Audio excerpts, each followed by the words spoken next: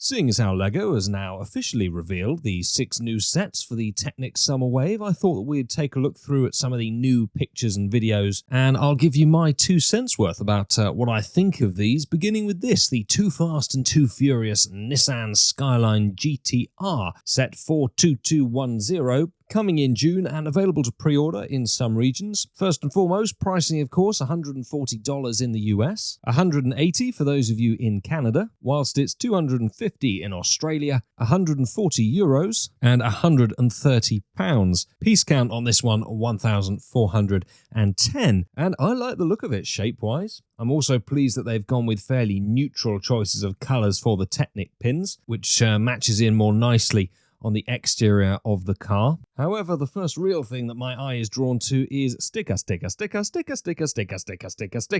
just so many of them on this set. They've not even managed to line them up properly in their marketing shots, so this is going to be a real nightmare to put on and try to line up and get it looking good. The colour doesn't match in either between the stickers and the actual bricks, and I'd really like to know what sort of conversations they have about these when they're designing the sets. I mean, do they even take into consideration the community feelings around stuff like this? I mean, look, I get that not everybody minds stickers. They do bother me a lot. But answer me genuinely in the comments down below, even if you're somebody who doesn't particularly mind stickers in your Lego set. Do you not think that this is just total overkill? All of these individual ones, all along the sides, and to a lesser degree the back and the front, but all along the sides that are going to have to be lined up perfectly in order for this to look good. Because look, even one of these being slightly misaligned is going to ruin the effect, and I just feel it really detracts from the whole build experience. But honestly, let me know in the comments down below what you think about that. Maybe it is just me. I feel that it affects this set in particular because all of these stickers are what are going together to make up the majority of the detail for this car. And it's a shame because, you know, this is an adult set. It's a cool one. Lots of fans of the Fast and the Furious, and there are some really cool things about this model. I mean, first and foremost, this is the first Lego vehicle that can actually drift. So the build experience of putting this together and then the fun of being able to actually play with it is cool. That is a massive tick in the box. Looks like such a fun function and one that I would love to have. But I'm afraid the stickers just put me off far too much. This is not going to be a set that I buy. And that's such a shame, because when we first found out that this was going to be coming along, I was of the mind that I was going to be picking it up. And the rest of the model looks like good quality. You've got some nice features on the inside. Obviously, the front and rear suspension, they've actually put steering in this one as well. So glad they didn't overlook that. I can't believe they've even done the indicators in stickers as well. That could so easily have been brick built. What a shame. I really wanted to like this one and be very enthusiastic about it, honestly, but I just can't be. It's really not for me. Let me know if you like it in the comments. Moving on though, also coming in June is 42217, the Chevrolet Corvette Stingray in blue. Just in case you couldn't guess that from looking at it. I think this is a pretty nice looking model. My only main detraction is the red Technic pins that they've chosen. I really would prefer if they'd use a different color for doing that. But aside from that, you get this at the right angle. I think that the curvature on it, the different slopes that they've managed to put on this, it looks like a good thing. Yes, I know after that big rant I just had, there are stickers on this set. However, it's comparatively a lot cheaper and those stickers are far fewer. So I can forgive stuff like that. I really don't mind it when it's done on a set like this. And for a car that's pretty small, this is just a 9+ set after all. Looks like a pretty interesting build experience. It's got a good amount of functionality and there's definitely play to be had with that. It's a nice colour as well, actually, to get some of these pieces in, also from mock purposes going forwards. So actually, for what it's worth, I really quite like the look of it. There's a couple of angles where it looks a little bit more basic, but then you have to be fair and sort of expect that from a set that is aimed at this age demographic. It's not going to be super detailed, so you know, front on, I don't think it looks particularly great, but at least if you do leave it lying around, there are plenty of angles, it's still going to look pretty good from. And most importantly, it's just going to be a fun build experience and something decent to play with.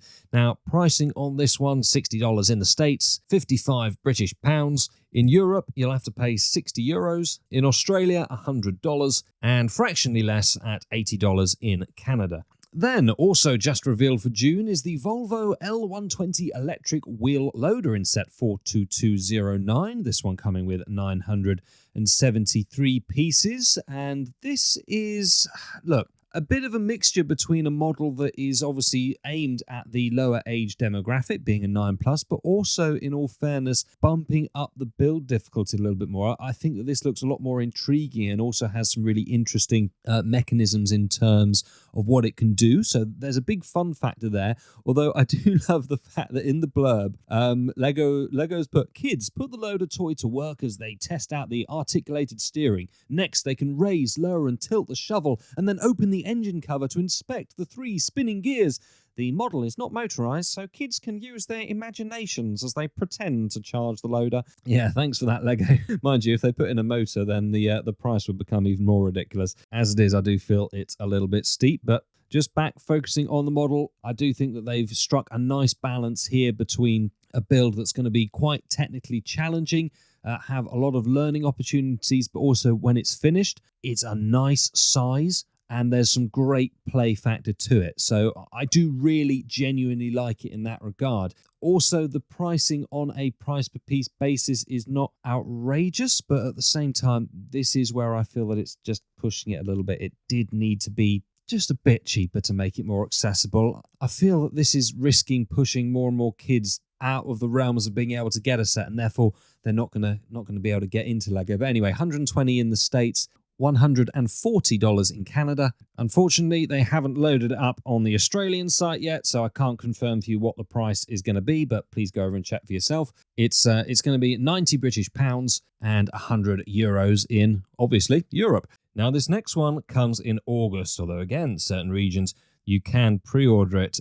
Let's just address the elephant in the room straight away, shall we? This is a big model, the Volvo EC500 Hybrid Excavator with 2,359 pieces, but $430. That is not good. On a price per piece basis, it's going to be close to 19 cents per piece. Now, admittedly, they will have had to have used, 18 cents per piece. They will have had to have used some less common and more expensive pieces than this, as we can see, and it's also motorized. That is always a big factor adding to the expense, and there is value with that. I'm not denying it. A set like this, there is always justification for the price being somewhat higher, but good grief, that is really way too high, I feel. Let me know what you think about that in the comments. But that is a shame, because you know what? Otherwise, if we just set price aside for a minute, if we can, and focus on the model itself, it's very impressive looking. You know, it's over 50 centimeters long, so it's a pretty sizable build. And one of the main things that I really like about Technic is the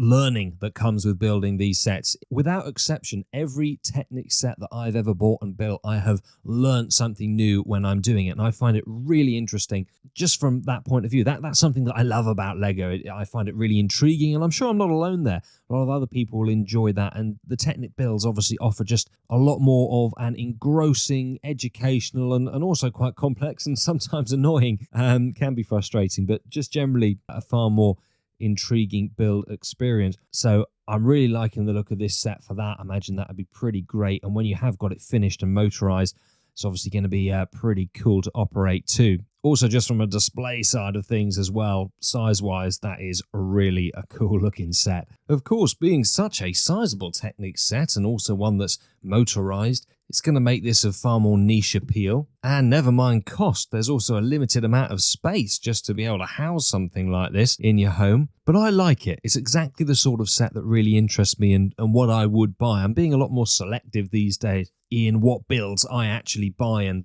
have as part of my own collection. This would be one of them, but not at the pricing. It's going to have to be very heavily discounted before I go near this. So $430 in the States, $500 for those of you in Canada, and it's $600 for those of you in Australia, whilst in Europe it's 400 euros, and in the UK, £350. So big set, great set, but it's going to need to be on a big discount for me to go near it. And coming in August, the next is the Lunar Outpost Moon Rover space vehicle in set 42211. This with 1,082 pieces, and it looks pretty funky. I like it a lot. I love the colors of this, actually. It looks really cool. It also apparently can do quite a bit of stuff. I'll just quickly read this to you as it'll highlight the pictures a bit better. So lots of different features. A futuristic model, rocker suspension, 4-wheel steering, deployable solar panels, and a rotating army which you can use to lift the small mining rover up and down, as it also comes with a moon rover, mining rover, and map rover. So it is packed with quite a few things in this set. I absolutely love some of the pieces used on here. I think it just looks really cool. I think it should be applauded when they manage to strike a balance between a set which is so clearly going to be great fun to play with, but also is nice from a display point of view. You wouldn't be sorry to have that lying around. It does look nice, and coming with quite a bit of functionality. I think that this ticks the boxes all pretty nicely. Now, of course, it does all come down to cost again, but definitely not too bad on this one. I think this is far more on par with where it should be, considering everything that's been going on with prices. Not too bad. $100 in the States, £90 in the UK, €100. Sadly, can't confirm for Canada again yet. They've only just put it on the website, so please forgive me for that. You'll have to go and check yourselves. And the same goes for Australia. But more than likely, they'll have done this by the time that I post this video in like 30 minutes from now, so just go and check. Moving on, we then have set 42208 for August, the Aston Martin Valkyrie. At least an interesting colour, this one. I like having these pieces, but I don't like the car itself. But then again, that is just a personal opinion. Let me know what you think of it in the comments down below. It itself seems to offer a reasonable looking build, so I guess that the play factor will be reasonable as well. I just find that compared to some of the others that are coming in the wave, it looks a little bit sparse. Needed a few more pieces to kind of look finished. I mean, in fairness, from the marketing shots, it does look about the right size from a playability point of view, but I just don't like the finished product. I think out of all the cars of this sort of size that they're releasing for Technic in August, this is not the best. Pricing though, $65, $80 if you're in Canada. For those of you in Australia, I'm starting to get the feeling that they just don't care about you, which is unfortunate. I do, which is why I try to include your prices, but I'm afraid I can't at the moment, so sorry. €60 though, and 55 British pounds. As for the Ferrari in set 42212, I think this is a very attractive looking set. They've made it look really good in the shaping that they've captured here. Yes, okay, there are stickers again, but I just want to clarify, I don't have so much of an issue on a set like this where lining them all up perfectly in order to get a particular pattern is absolutely pivotal. So while I'm still no fan of them, this doesn't offend me as much. And also the red, whilst not perfect, is a better match with the actual colour of the bricks than it is on that Fast and Furious set that we saw earlier. So that's the main difference and why I won't give this such a hard time. Not to mention this is also a cheaper set as well. But just the overall shaping of it, I think they've captured that really nicely. It's another set that, yes, it's more juniorized, but at the same time, I certainly wouldn't be sorry about having this on display. I think it looks pretty cool. Some really nice features in there, and of course the playability that is nice and high with this one. So pretty much all positives from me as far as the set itself is concerned on this one. It comes with 897 pieces. It's priced in at $65 US, 80 in Canada. In Australia, it's 100. For Britain, £55. And in Europe, €60. Now, despite a slightly larger piece count, 943, it's the same pricing for the Ford Bronco SUV, this being set 42213. And again, depending on what region you're in, you can pre-order this, but otherwise it's going to be shipping from August. And then it's another build which I think looks pretty good. It's going to have a more robust playability to it. I think you can certainly be able to knock this around a little bit more with its rugged exterior. And a pretty neat play feature on this one is that the steering can be operated by twisting the spare wheel on the back of the build. So you turn that, and in turn, that's going to be able to drive the front wheels left or right. I think that's a really fun, nice way, actually, of disguising that. So, credit where it's due. I think that they've done a pretty good job with this one. The build itself ticking all the boxes once again to me. Whether you think it's worth it from a pricing point of view is, of course, a completely different matter. And again, comment on that down below. But in my personal opinion, I think they've done a pretty good job with the build itself. And then the last one for August will be the Lamborghini in 42214. This, a remote control version, including 2 light bricks as well for the headlights. And that at least goes some way towards explaining why it's priced where it is. This having a piece count of 1,135 pieces, $190 in the States, so just under 17 pence per piece. It's still not fantastic, but I won't bang on about that. The remote control ones always are more pricey. They've done a relatively good job with the shaping. I think, though, that the top is just slightly too flat on the real thing. If we use these images just for as an example, it does curve that little bit more, and also around at the rear as well. It just feels like it's been a little bit too squashed and elongated. However, I acknowledge I'm being a little bit picky on that. For the most part, it has been captured pretty well there. And whilst I'm not a big fan of how it looks from the side, from other angles, it definitely does look pretty good, especially from here. That looks fantastic, actually. You get it from the right angle, it's definitely a good-looking model. I am a big fan of the remote control cars. I own most of them. I find them very interesting to put together, and although I don't really then particularly play with them, it is a cool feature that I enjoy sort of whilst building and then obviously immediately afterwards. However, bumping the price up as it does, it's becoming much more hard to justify. And again, it's one that personally, if I do add this to my collection as well as I usually do with the remote control vehicles, I will have to be waiting until it's seriously discounted before going near it, because it just does seem pretty high again. And of course, that does vary by region. I've only shown you the US price so far, so $190 obviously. It's $230 in Canada. I mean, I could buy almost 5 bottles of maple syrup in the UK for that price. Meanwhile, in Australia, $300, 180 euros. And then in the UK, £160. But there you go. Those are my thoughts on the new sets. Let me know yours in the comments below. If you agree or if you disagree, share your perspective. You never know, it might change my mind. For now, thank you for watching and see you next time.